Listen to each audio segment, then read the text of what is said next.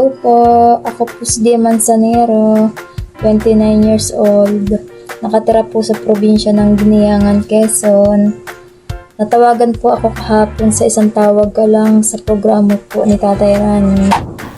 Quezon Quezon Province. Quezon Province. Ayan, okay. Mo may baby. Ilan na ang anak mo? Ano po, 3 po. Tatlo. Bali po dati po ako nagtatrabaho bilang isang sales lady po sa Muntinlupa City po. Nagbakasyon po ako tapos naisipan ko pong wag nang bumalik at mag-alaga na lang po sa 3 kong anak. Tapos ang mister ko naman po ay nagbabiyahe lang po sila ng kopra ng lukad sa Lucena po. O Ate Jem, since yung mga anak mo ay mga pumapasok din yan sa eskwelahan, di ba? Opo. Nabalitaan niyo po ba yung mga nangyayari ngayon? Ate Jem, ano bang masasabi mo? O ano yung opinion mo tungkol doon sa mga nangyayari sa atin ngayon? Sa mga nabibiktima itong mga estudyante o nagsasangkot itong mga estudyante. Anong pananaw mo doon, Ate Jem?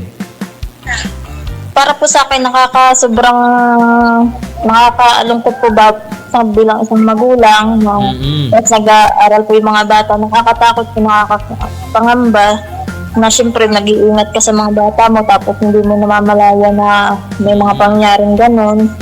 Sobrang nakakalungkot po talaga halimbawa sa isang magulang po talaga na May mga estudyante na rin po ako, isang grade 5 at saka isang grade 2. Tapos yung isa naman po hindi pa naman nag-aaral, 2 years old pa lang po siya. Tapos pagdating naman po sa mga bata, ako naman po ang nag-aabyad nun. Pagpapasok sa school, handa ko nilang baon. Pagluluto ko po yan ng kanin at ulam kasi maghapon po ang pasok nila dito sa probinsya eh. Pag naman po wala kaming, halimbawa walang isip akong ulam, hindi ko na lang po sa school pinabibili ng ulam. Ang baon po niyan ay minsan 50. Mag-a-add na lang po ako ng halimbawa 20 pesos sa ulam. Nakakabili na po sila ng may gulay, may mga preto-preto po doon sa school.